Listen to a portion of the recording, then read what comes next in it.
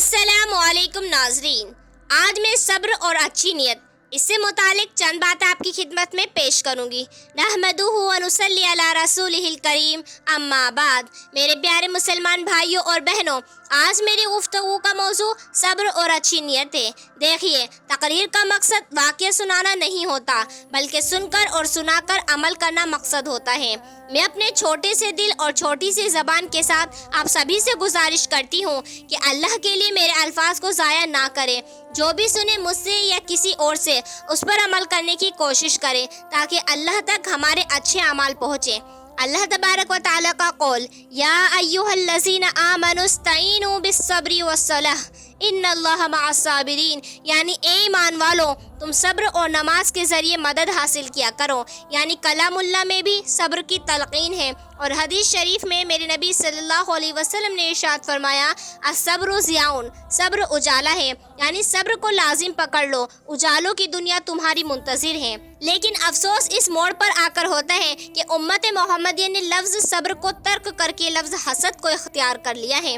भाई भाई से हसद करता है, बहन बहन से हसद करती है, शागिर्द शागिर्द से हसद करता है, यहाँ तक कि इस लफ्ज़ हसद के ज़रिए ना जाने कितने लोगों को कत्ल का सामना करना पड़ जाता है। और आज ये उम्मत कामयाबी की राह को मिटाकर कामयाबी पर कामयाबी हासिल करना चाहती है।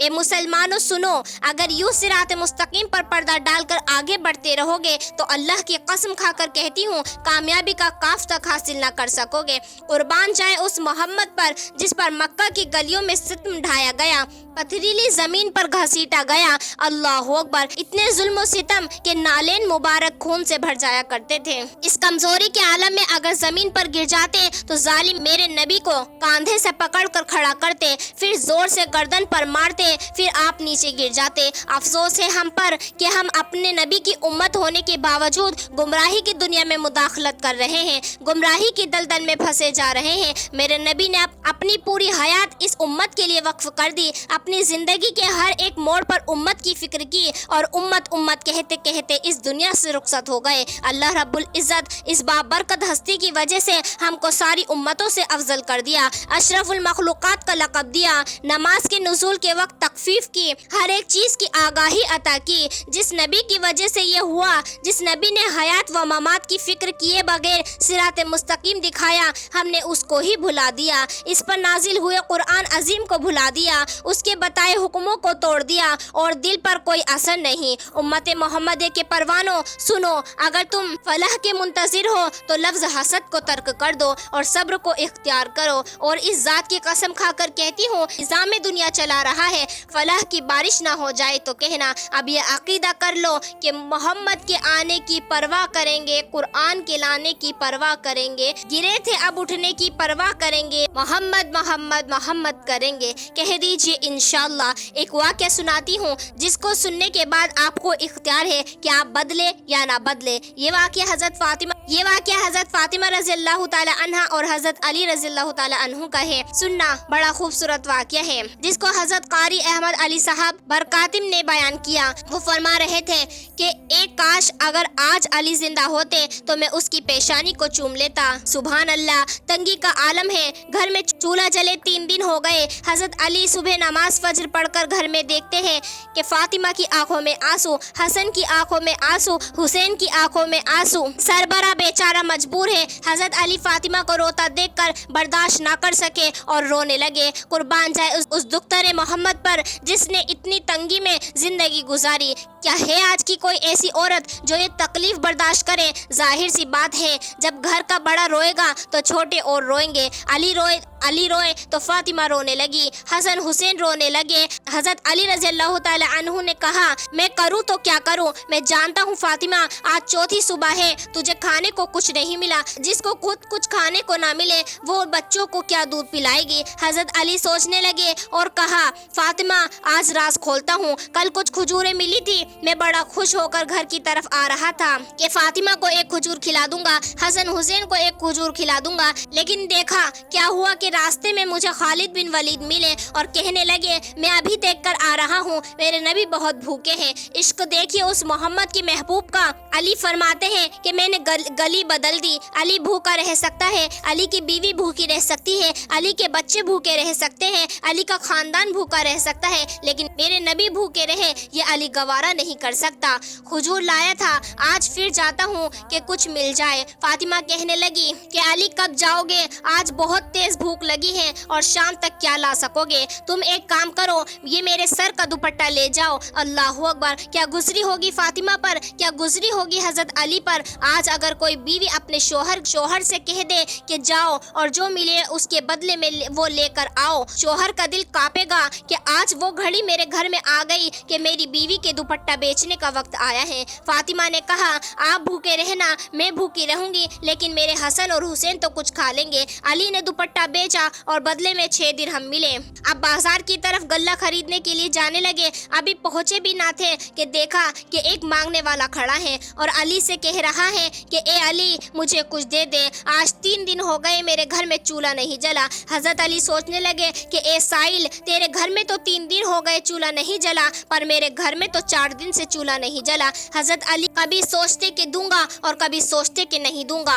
कहा कि मेरे पास 6 दिरहम है। साइल ने कहा कि ला मुझे दे दे। 6 के 6 दिरहम उसको दे दिए और कहने लगे कि मेरे अल्लाह ने फरमाया, व अम्मस्साइला फला तनहर, एक मुखातिब साइल को ना झिड़के, यानी एक मुखातिब साइल को ना झिड़को। कोई मांगने वाला आए तो उसे हटाना नहीं। अली ने कहा कि मैं अब घर नहीं जाऊंगा, अगर घर गया तो फातिमा पूछेगी कि मेरा दुपट्टा, और दुपट्टा तो कीमत और कीमत तो खाना। ये सोचकर आप दरख्त के नीचे बैठ गए। फरमाते हैं कि अचानक एक इंसान दिखाई दिया, इतना नूरानी चेहरा और वो ऊँट जो उसके पास था ऐसा खूबसूरत कि ना उस जैसा इंसान और ना उस जैसा ऊँट कभी मक्का में देखा। वो शख्स मेरे पास आया और कहा कि ए अली, ये ऊँट खरीदेगा। हजरत अली ने कहा, मेरे पास तो कुछ भी नहीं, कैसे खरीदूंगा, और इस नूरानी ऊँट की कीमत तो ना जाने कितनी होगी। तो कहा कि ये ऊँट 100 दिरहम का है, तू उधार ले जा, कीमत बाद में दे देना। अली ने लगाम पकड़ी और शुक्र अदा किया कि अल्लाह की तरफ से कुछ तो आया,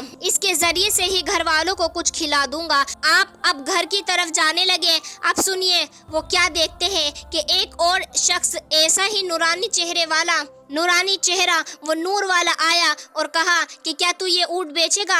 हजरत अली ने कहा, उधार खरीदा था, कैसे मैं उसे बेच दूँ। वो आदमी कहने लगा कि एक काम कर, 160 में बेच दे। तो हजरत अली ने बेच दिया और 160 दिरहम आ गए। हजरत अली ने अल्लाह का शुक्र अदा किया और बाजार की तरफ जाने लगे। देखा कि वो नूरानी चेहरे वाला पहला इंसान आया और कहा कि मेरा ऊँट कहाँ है। मैंने कहा बेच दिया।